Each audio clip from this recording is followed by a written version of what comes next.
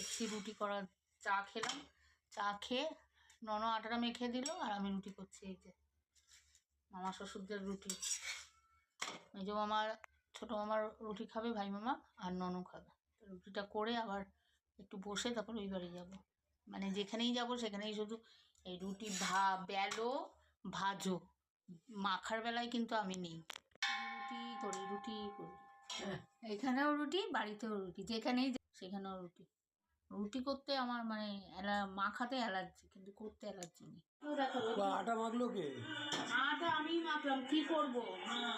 রুটি আটা কে মেখে দেবে বলো? এখন তুমি গেছো পুজো দিতে নন ওই ঘরে, এই আটা মাখাতেই অ্যালার্জি, রুটি করতে অ্যালার্জি নেই, বেলতে অ্যালার্জি নেই। আটা মেখে দাও কোথায়?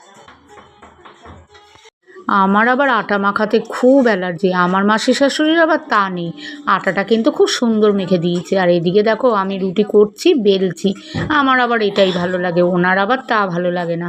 এই আমার আর আমার মাসি শাশুড়ির মতন কারা আটা মাখতে ভালোবাসো আর কারা রুটি করতে ভালোবাসো, তারা কিন্তু একটু কমেন্ট করে জানাও।